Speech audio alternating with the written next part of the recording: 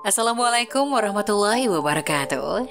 Halo pemirsa cerita inspiratif dimanapun Anda berada. Salam sejahtera untuk kita semuanya.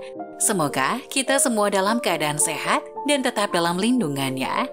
Kembali lagi dengan kami di channel Cerita Inspiratif, di mana kita akan berbagi kisah-kisah inspiratif penuh makna untuk Anda simak.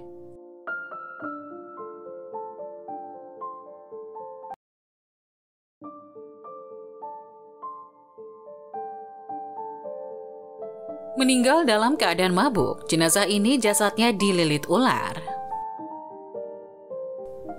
Suatu waktu, Abdul Wahid bin Zaid pernah melakukan perjalanan ke Romawi untuk ikut berperang. Namun di salah satu daerah yang dia lewati, ia melihat ada sekelompok orang yang sedang mengurus jenazah. Seketika itu, ia ingin ikut nimbrung di sana.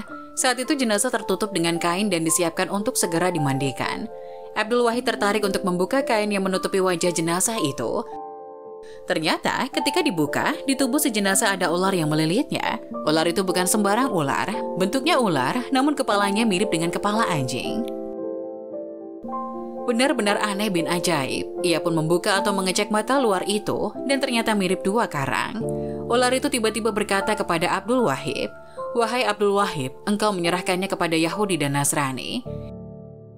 Jika engkau memang ular yang diperintahkan Allah, maka sekarang menyingkirlah sebentar. Beri waktu kami untuk mengerjakan apa yang menjadi haknya sebagai jenazah. Setelah itu terserah kamu mau berbuat apa kepadanya." Jawab Abdul Wahid tegas. Sontak ular itu pun bergerak menuju pojokan rumah. Jenazah pun diperlakukan sebagaimana semestinya, namun ular itu terus memantau dan mengintai si jenazah. Saat perut si jenazah ditekan untuk dikeluarkan kotoran-kotorannya, ternyata ada hamar atau arak atau minuman keras yang keluar darinya. Jenazah pun dimandikan. Setelah itu sesuai kesepakatannya dengan Abdul Wahid, ular itu pun langsung melilitnya kembali. Jenazah itu pun lantas dikafani dan dimakamkan bersama ular yang melilit tubuhnya itu. Setelah pengurusan jenazah selesai, Abdul Wahid merasa penasaran dengan apa yang sebenarnya telah dikerjakan oleh si jenazah tersebut semasa hidupnya, sehingga dia mendapatkan balasan seperti itu tadi.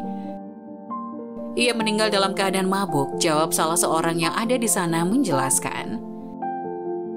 Kisah tadi terdapat dalam kitab Al-Nail Al-Hadsid, Fi Hikayat Al-Hadis karya Abu Hafs Umar bin Al-Husain Al-Samarqandi. Lewat kisah ini kita menjadi paham betapa hamar atau arak atau minuman keras hendaknya ditinggalkan. Allah Subhanahu wa Ta'ala berfirman, "Wahai orang-orang yang beriman, sesungguhnya minuman keras, berjudi, berhala, dan mengundi nasib dengan anak panah adalah perbuatan keji dan termasuk perbuatan setan. Maka jauhilah itu agar kamu beruntung." Quran Surat Al-Maidah ayat 90. Dalam tafsir Al-Nukat wa Al-Uyun, Al-Mawardi menjelaskan bahwa yang dimaksud dengan keji dalam ayat tadi adalah haram.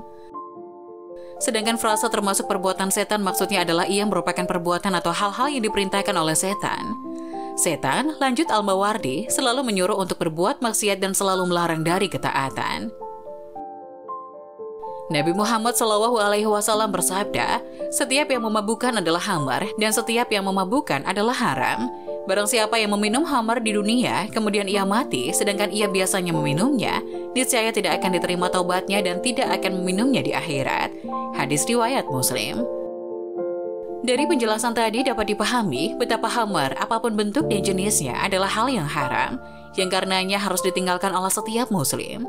Selain agama melarangnya, para pakar kesehatan juga telah mengingatkan juga tentang betapa bahayanya hamar bagi tubuh manusia. Semoga kita terhindar dari hamar dan sejenisnya. Amin ya Rob.